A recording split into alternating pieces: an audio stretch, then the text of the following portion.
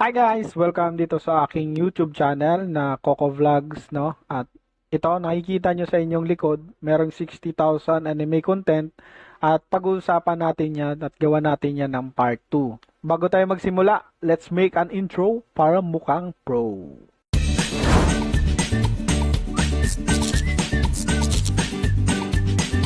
So, nagbabalik ako sa ating pinag-uusapan na anime contents.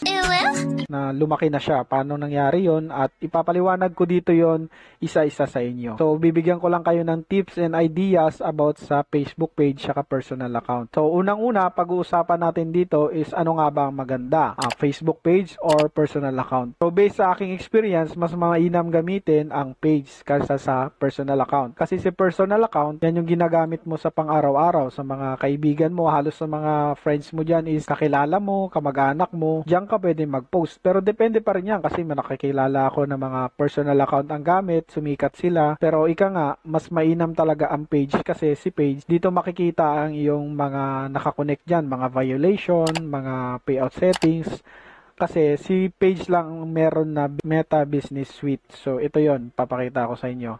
Yon, si Meta Business Suite, marami siyang nakapaloob dito. Nandito lahat yung mga kailangan mong makita kapag may violation ka, may mga video ka na hindi kumikita, mga ganun, no?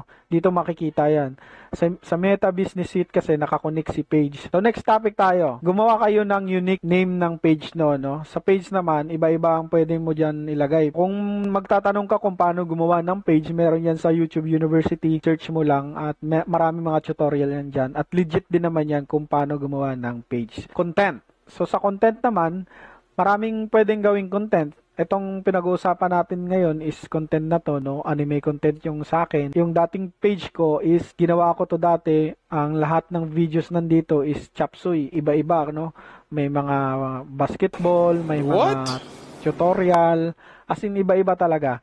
Nung nagkaroon ako ng chance na may video na sumika, tinuloy-tuloy ko, umabot ako ng halos 3M, 4 million views. Ito na nga, ginawan ko na siya ng content, no? Yung 60,000 anime content na yan, nandiyan nakapaloob lahat ng ginawa ko na anime, no? About sa anime. So, bali part 2 na lang to ang tinuturo ko sa inyo. Next nating topic is monetization tools. So, ilan nga ba ang monetization tools? So, ito na nga sinasabi ko sa inyo kanina, kapag meron kayong page, nakakonect ito sa Meta Business Suite.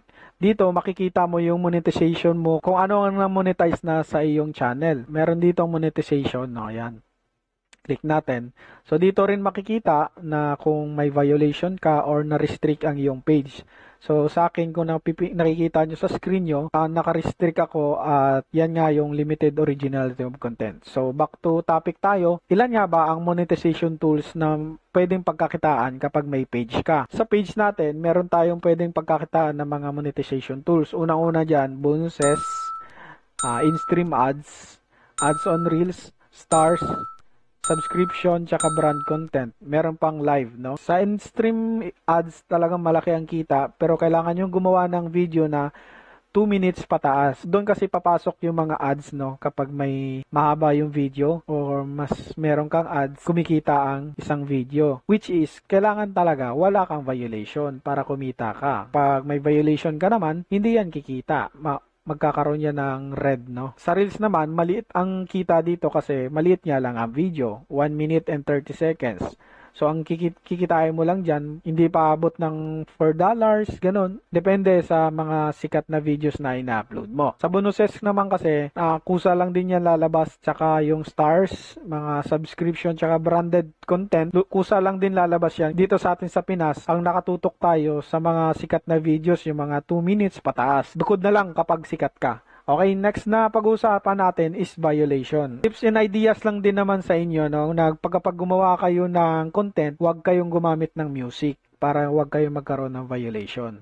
Pwede rin naman yung kayong gumamit ng music pero depende sa inyo kung gusto nyo lang ng sisikat kayo. Kung gusto nyo namang kumita, mas mainam na huwag kayong gumamit ng music. About dito sa aking page, magkaroon ng violation. Meron akong violation na limited, originality of content, community standards, partner monetization, nagkaroon ako ng unoriginal, nagkaroon ako ng flag content. Mas mainam na kapag mag-post kayo, iisa lang. Kung page lang, huwag nyong i-share yung video na yon or picture sa inyong page kapag magpo-post kayo kasi baka magkaroon kayo ng unoriginal content. Ang next na topic natin is about naman sa payout. No? Ipapakita ko dito sa inyong screen, payout. No? Punta tayo sa payout. Pag-usapan natin ang payout settings. Sa payout settings, kapag na-monetize na kayo, meron niya nakalagay na setup. Pag mayroon ng setup, ibig sabihin, monetize na kayo sa isang tools. Pagdating sa sahod, makakatanggap ka dyan, unang-una is Meta Invoice. Pangalawa is Meta Remittance. Si Meta Invoice, matatanggap mo yan tuwing 13, 14, 15. Si Meta Remittance, matatanggap mo yan ng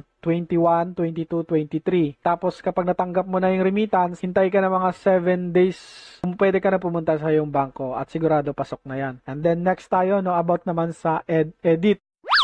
Marami na rin tayong tutorial na pwedeng panoorin, ika nga, na lahat naman talaga nasa YouTube University, kaya panoorin nyo na lang, no. Ang mas mainam na gamitin kapag nag-edit kayo na gamit ang phone is CapCut. Wala nang iba. CapCut is the best naman.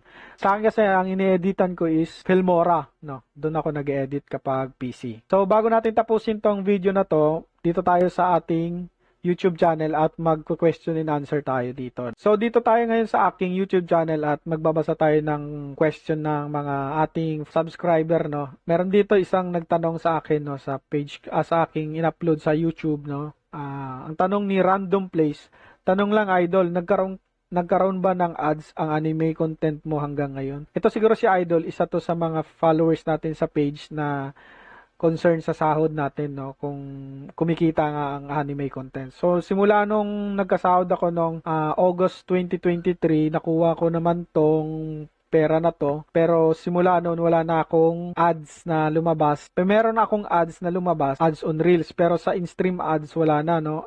May nalaman akong technique paano tanggalin ang limited original of content, which is gagawan din natin yun ng content.